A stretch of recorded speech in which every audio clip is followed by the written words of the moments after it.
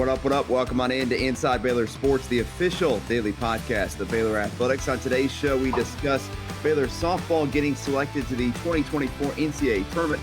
Baylor men's golf, a strong start in the Chapel Hill Regional, particularly for Johnny Keeper, and some impressive measurables coming out of the NBA Combine in Chicago. All that and more coming up on the show. Don't forget, you can catch Inside Baylor Sports every weekday. You can also watch the video version for free over at BaylorPlus.com and on the Baylor Athletics YouTube channel. Like, subscribe, rate, and review the pod, and follow Baylor Plus today on X, Instagram, TikTok, and Facebook. It's the official content network of Baylor Athletics. Think Netflix for your Baylor Bears. Download the app on your mobile device and sign up for your free 7-day trial today at BaylorPlus.com. It's Tuesday, May 14th, 2024. Justin Hoff alongside the Baylor Plus General Manager Edward Corin.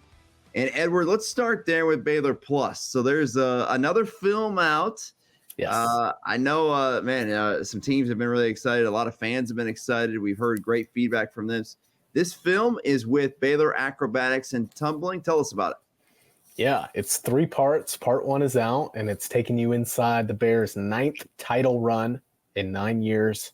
A lot of behind the scenes, some exclusive interviews, very documentary style, and the reception to it from the acro team and from a national acro audience has been great so far. Jacob Williams, our producer who's been working on that day in, day out, night in, night out, has done a phenomenal job.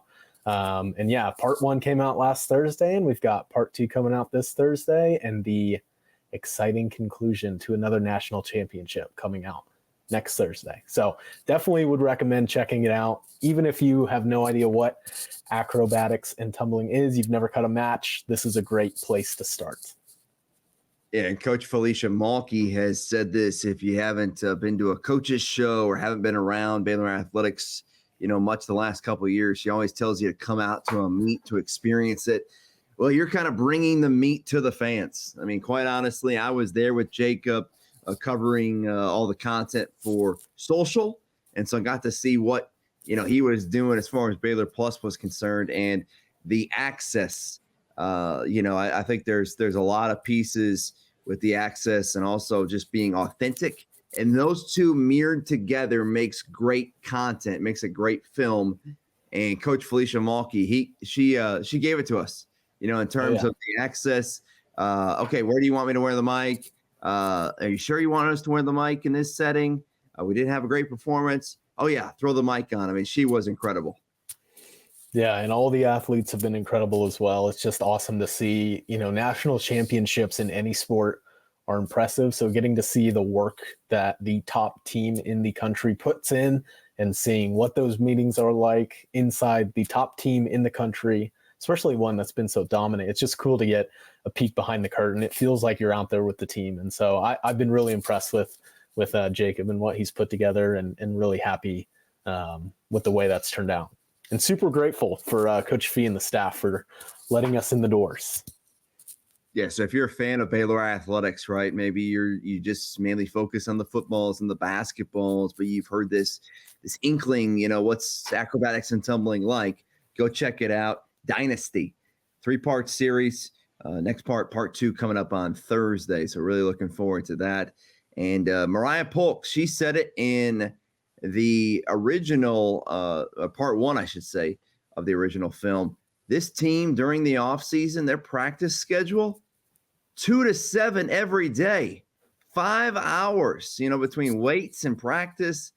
I mean, you put that much work in, I hope you're winning, but that's the hours, right? You got school, you're waking up, you're going through classes, then you go 2 to 7 every day. I mean, talk about some serious commitment. That's what it takes to win a championship, no matter what sport, but 2 to 7 weekdays. It's surprising when she says that, but then you watch some of the stuff that they do, and it's not surprising at all. Yeah, I'm not built for that, and that's why I'm not a national champion in anything. But hats off to those girls, because I know they worked so incredibly hard, and it all paid off for the 9th time in a row. Yeah, and of course, a lot of people were asking right after they win number 9, okay, what about number 10? What's that look like? right? Like that's the sport. That's what goes on in sports. You win 9, you know what's next, and so obviously the team will go for number 10 next year. That's the thought process too. Right now, we were interviewing Coach Mulkey for this film, and we asked her, have you sat and thought about winning 9 in a row? Like, this is a true dynasty. It is. You don't see a dominance like that. And her answer was, I don't really care. I want to know how to win number 10. That's what I'm focused on right now. And this was 2 days after they got back from winning the national championship. So they've already turned the page. They celebrated, and Coach Mulkey and her staff and all the athletes who are coming back for next year are going to be ready to go. That's champions. Edward, his favorite NBA team is the San Antonio Spurs. They're not really champions now, but of course they had that dynasty run of, multiple players, right? You go David Robinson to Tim Duncan, Tony Parker, Manu Ginobili, all the way up to Kawhi Leonard. I mean, just a mixture of different individuals, and that's exactly what this Baylor acrobatics and tumbling team has done. 2-7, that sounds like a daily talk show, right? Sounds like a sports talk show there, but impressive 5 hours. You know what also is impressive? We go to the NBA Combine, and some of the numbers that are coming out of there, and we're not, stop the presses now. We are not surprised by any means. Yves Missi is making headlines at the Combine, something we expected to see. I don't know if I expected some of these numbers. Not only is he shooting the 3 ball, but he's jumping out of the gym. Who knew? Who knew he could shoot? He shot almost 50% in his drills. Certainly didn't see that this past year, but really exciting when you think about the floor of someone who's already that massive at his age and that skilled with the ball offensively and that athletic and that versatile on defense. If he could even get a baseline of jump shooting, he's going to be a very good pro for a very long time. Like you said, some stats. He is the 5th highest jumper in terms of vertical amongst centers over the last 20 years at the Combine. And I don't know, you were mentioning it before we went live here, but the video of him smacking that the vertical, I don't know what you call it, stanchion maybe, knocked it right over. So that's the Yves we know, just bigger and stronger and more athletic than you. Yeah, I mean, he literally is jumping out of the gym, and I had seen some comments, and we'd love to get Jonathan Gavoni on the podcast and maybe something, as we lead up to the draft. I know he's there in the Combine, NBA draft analyst at ESPN, founder and co-owner of draftexpress.com. I've been on that website more than I can count over the years, all the mock drafts and stuff. So I'd love to get him on. Of course, you got Yves Missi, you got Jacoby Walter, and you got Jalen Bridges. Jalen Bridges right now, most mocks got him in the second round. Second round is a lot of different stuff, right? You could be picked in the 30s to 40s to 50s. And then you got Jacoby Walter. I know in Jonathan's latest mock got him going in number 13. That is in the lottery. The top 14 are the lottery picks. Of course, Baylor has had a draft selection in the last 3 seasons, the last 3 drafts in the top 16.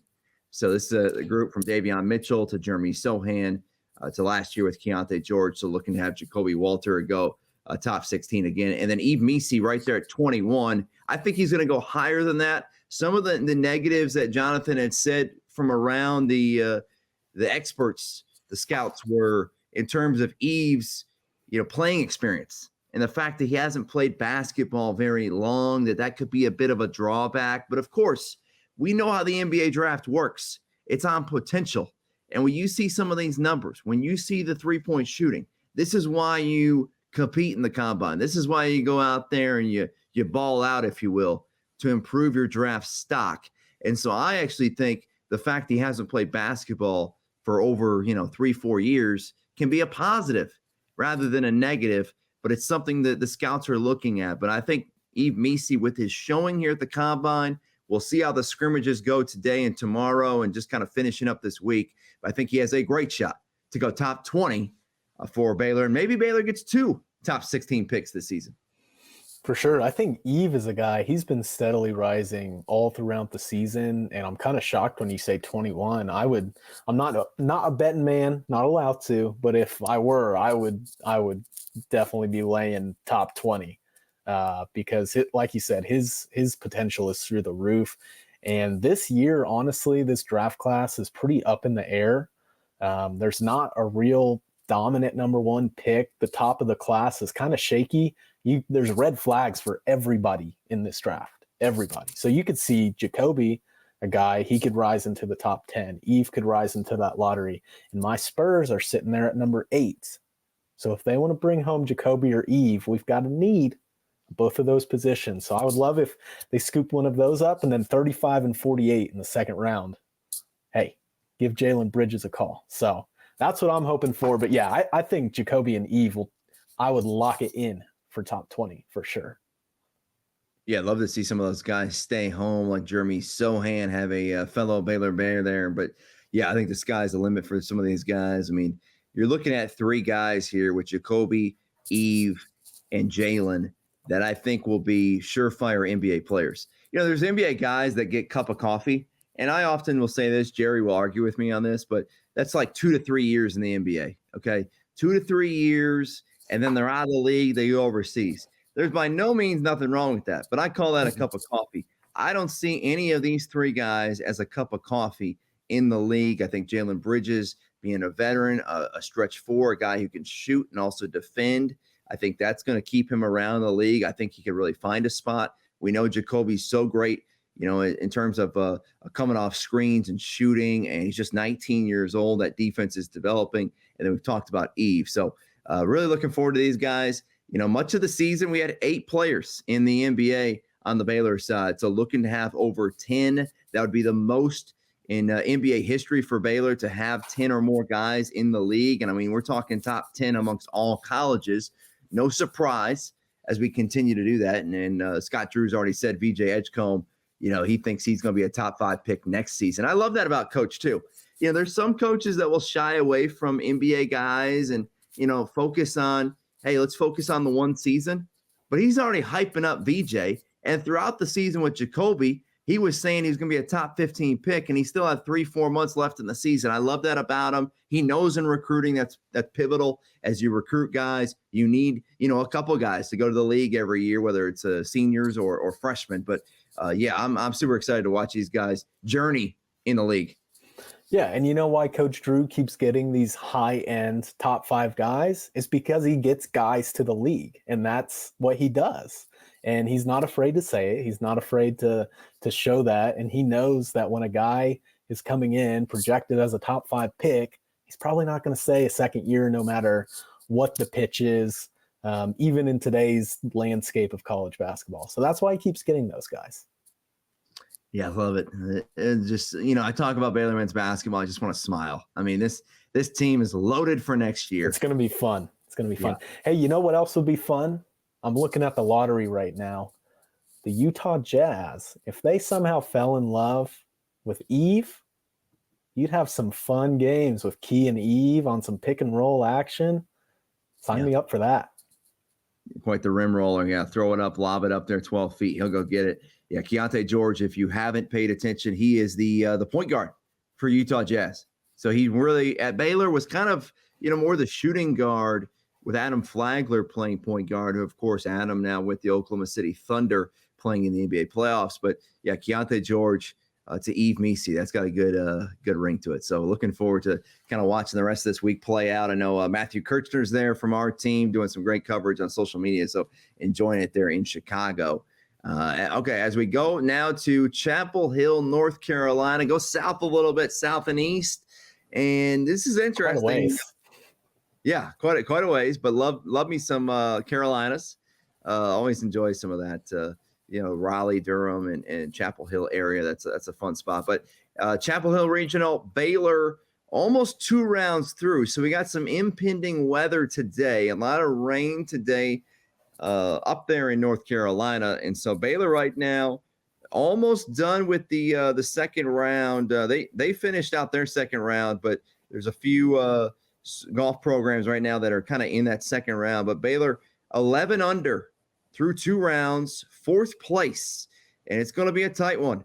Of course, the top 5 advance, Edward. You got East Tennessee State, heck of a start for them, 21 under, leading the way. Clemson at 18 under, North Carolina 13 under, Baylor at 11 under in 4th place, And then tied for 5th is Long Beach State and Georgia Tech. Top 5 advance, Alabama, -7. They're in 7th place. So it's going to be real tight. But really the story so far for Baylor and why they are in 4th place is Johnny Kiefer. Johnny Kiefer, 9 under through 2 rounds. He's tied for 2nd. He shot a 6 under 64 in round number 2. Edward, I know you could not do that. Neither one of us could. But Johnny Kiefer, one of the best in the country. And recently on the Sick 'Em podcast. Good timing right there. Yeah, I promise you don't want to see me golf. It is just a true train wreck. I don't do it anymore. It makes me mad. But Johnny, yes, let's please give him his flowers because he is balling out. If you're not familiar with the name, he's one of the best athletes at Baylor right now. And he was on the Sick 'Em podcast recently. He caught up with John Morris, and that episode came out yesterday on Monday's episode. It was a great conversation. He's a great guy. Former lacrosse player turned golf. He had to focus on one. He's from the DMV area, or Maryland, Baltimore, somewhere up there. And former lacrosse player, and stuck with golf, and probably a pretty good decision because he's pretty darn good. Yeah, this is a guy that honestly I could see in the PGA Tour. I know it's saying a lot for him, but he's got that ability. He's highlighted an All-American at times throughout his career in his 5th season with Baylor and going out in style right now. Tied for 2nd. I mean, these are not easy to do here at the regionals, but this is where you kind of raise some eyebrows and people will look at you here. So Baylor off to a strong start, but going to be a tight one. We'll see what happens with the weather today. That's why they try to get 2 rounds in on Monday. And then, of course, Wednesday would be the final round. They got to get one more round in, but Baylor right there and hoping to get both golf teams in the NCAA championship. Of course, for the NCAA championship, it's just the top 30 overall. There's just 30 teams that go. There's 6 regionals, 5 advance from each regional. You do the quick math there. Even Edward in his Arkansas education can figure out 5 times 6 is 30. So that'd be impressive, though, to get both the Baylor men and the Baylor women in the championship. I'll bite my tongue about the comments. But comment? We're past it. We're past it. I'm not giving you any reaction, any ammo. It's fine. The last thing I'll say about golf and Johnny Kiefer for the PGA Tour, he's got a great golf name. Johnny Kiefer. That's a great PGA Tour name. So, yeah, you can definitely see him out there. Yeah, and hey, what about your golf? So you said that did I catch that? Are you retired from golf? I mean, I'll go to Top Golf. I've got a set of clubs. My father-in-law loves to golf, and I hate it. I've tried to go with him. I'm just bad. I'm just bad, and it's not fun. It's not when you're that bad. I can't hit the ball. Okay. Usually, most people will say if you're not good at it, you usually don't like to do it. But even in golf, that's a sport that some aren't good at, Charles Barkley, and they still do it, right? I hope your swing was not like Charles Barkley. It didn't have that hitch, did it? No, I actually used to golf and do all that stuff when I was younger.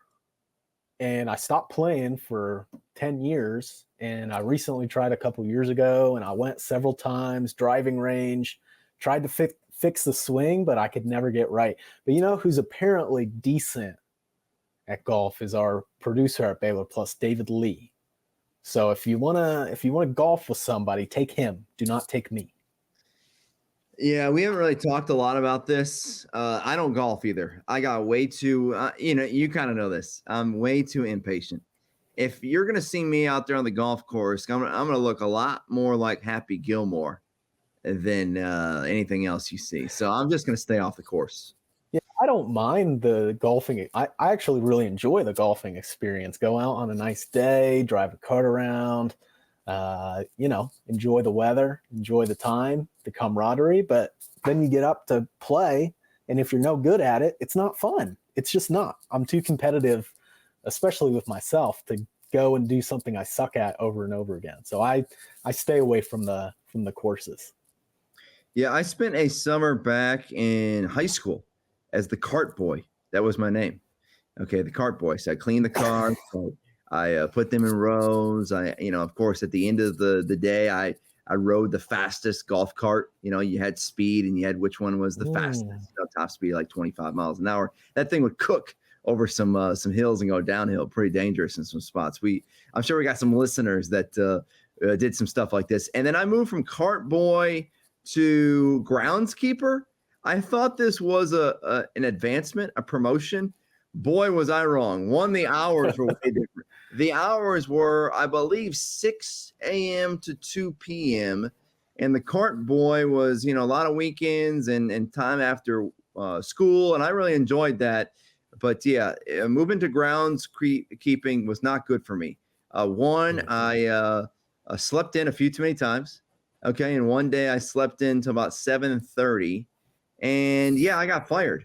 And so that's what happens when you don't show up to work. Yep. And I'll tell you what, being fired like that is some of the best things that can ever happen to you. So don't let someone tell you that being fired is not a good thing, because especially when you're young, I think being fired is a great thing. You've got to fail to succeed. And so that's something that I did when I was in high school. And I never worked at a golf course again. All right, there you go. My one working story with golf is I was a big shotgun mic operator for the PGA Tour. Well, not for the PGA Tour, for the college championships when they came through Fayetteville a couple times in Arkansas. So I rode around with the golfers and I pointed the shotgun and I got the nice putting sounds while they're on the green, and it's a pretty good job. PGA I keep saying PGA. It was for the Golf Channel. That's who it was for. Yep. Golf Channel. Yeah. At the NCAA championships, they do great coverage. Yeah, I've seen that. I've seen people like you doing that with golf, and man, you have to have a steady hand and not. I really enjoyed that job. I really enjoyed it. It was so easy. So easy. You didn't sneeze though, did you? Near them? Sneezing. Nope. Okay. Sometimes that can get you, the allergies out there. I know we were. Yeah, you never know. Sometimes you walk outside for the first time, you see that sun, and you start sneezing like something's wrong. But okay, let's advance this thing. Let's keep it moving. Let's finish off with softball. So softball going to the NCAA championship once again this spring, and looking forward to this one. I think they got a great draw, by the way, Edward. They're going to the Lafayette Regional. Going to see Louisiana. Don't say Louisiana Lafayette. They do not like that there. Okay. They are Louisiana. I learned that back in 2015. So in 2015, the first regional I went with softball was in Lafayette.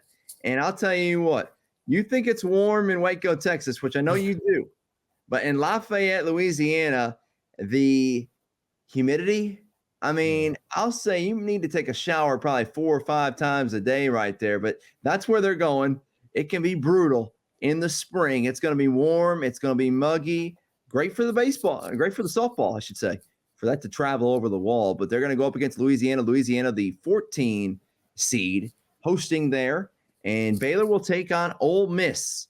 Ole Miss in the first round. And Jerry Hill wrote a story the other day. It's good to see that Jerry actually does some work every once in a while. And he wrote a story about Baylor taking on Ole Miss. Of course, that happened last year. That was a first round matchup. And so for Glenn Moore, he's from Louisiana. This is an individual, I should say, from I believe from Mississippi. Yeah, but he's a Northwestern State graduate. He coached at LSU. So I guess he's from Mississippi, but he's kind of, got some ties. Yeah, he's got some Cajun in his way. I know he loves that food, by the way, too. So that's one positive about going to Lafayette outside of the 4 showers a day. But yes, they're going there. Baylor taking on Ole Miss, but I love this regional because Baylor went to Louisiana to play the Raging Cajuns in late February, and they won that series 2 out of 3 games. This is within reach. This team can advance past the NCAA regional and go to a super regional for the first time since 2017. They got that ability this weekend, and I'm looking forward to watching it. Yeah, it's a great draw. I think the biggest challenge is going to be coming out hot and beating Ole Miss. I think that's going to be one of the biggest challenges here because we've seen them beat Louisiana earlier in the season. So yeah, love the draw. And I love what Coach Moore said after they got selected. There's a video up on Baylor Plus right now of him addressing the team after they're selected. And he told them, and he's been coaching a long time, he said, this is a top 5 favorite group I've ever coached here. And I don't think that's a slight to other teams. I just think that shows you how, and they're not a 1 seed, they're an at-large bid. This team has gone through adversity and they've played a heck of a season. And so I just think there's a lot of confidence within this team right now. And yeah, I think the draw is really favorable, and I think they're set up to make some noise for sure. Yeah, let's make some noise. We can do it. I mean, this team, I can see it. I can picture it. It will start with Ole Miss, though. The other team there at the regional is Princeton. Didn't want to leave out the Ivy Leaguers there. So it's Princeton, Louisiana, Ole Miss, and Baylor. And Baylor taking on Ole Miss in the first round. Baylor 32-20. Ole Miss is 31-25. And so really that first round game, first game in the regional, not really rounds as much there, but the first game, so critical. It's double elimination. Okay, not like the Big 12 softball championship where it was single elimination, you lose, you go home. It's two losses here. And so you really, Edward, I mean, you've been around, Arkansas softball, you've seen this. You have to win that first game. Because if you lose, now you're in the loser's bracket and you have to win out. It's a long, long road back. So critical, that first game. Yeah, super critical. You don't want to dig yourself a hole. That's the last thing you want to do. You want to make it as easy on yourself as possible. And that starts with that first game. And so I'm excited for this first one. It almost feels like one of those close 8-9 matchups in the NCAA basketball tournament. I think a lot of eyes are going to be on this game, and I think it's one of the better matchups of the first round. So really excited for it. The good thing I can say about Jerry Hill, I take some jabs at him. Jerry doesn't listen to the podcast when he's not on the show. Okay. So you can say whatever you want. Yeah. It's open.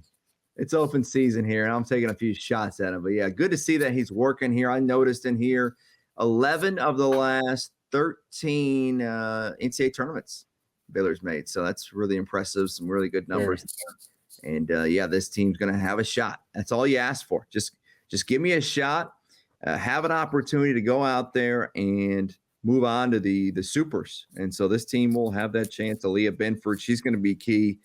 The starter in the circle, the pitcher, I think pitching is going to be big, but also some timely hitting. And so we'll see it all play out this weekend. Really looking forward to that. I know MK. So MK's Matthew Kirchner. He's going to the combine in Chicago, which will be nice temps up there. In May, a little chilly for me.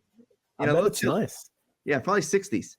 And then he'll go from the 60s down to Lafayette, and it's going to be probably upper 80s, and it's going to feel like it's 105 degrees there. So some good Cajun weather right there. But yeah, looking forward to the weekend ahead. Gets underway on Friday, 7:00 against Ole Miss. Time. Looking forward to that one. So, Edward, I know it's a big week. We got some of our sports winding down. Baseball, their final series of the year, coming up this weekend. Men's golf in action, the combine, softball. I mean, the women's golf gets in action over the weekend coming up at the NCAA championships out there in Carlsbad, California. So all kinds of things. There's still a lot brewing right now. And I know both our basketball teams have a couple last-minute pieces they'll add to their rosters. And, of course, football still in that portal season. There could be an addition or two there, too. So just a lot going on right now, Edward. Yeah, it's fun times. And I know y'all talked about it on yesterday's pod, but would be remiss to not mention track and field and what Coach Ford is doing with that program.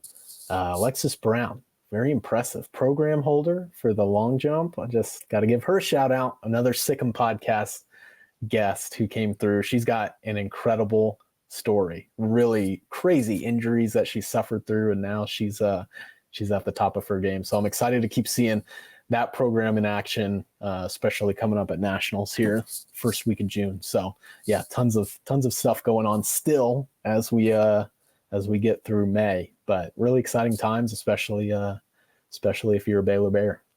Alexis Brown, remember the name. She's a stud. So really looking forward to her finishing out the next couple meets to finish out the season here. That'll do it for today's edition of Inside Baylor Sports, a Sport and Story production. Thanks for listening. For Edward Corin, I'm Justin Hoff. Have a great Tuesday, and Sick 'em Bear.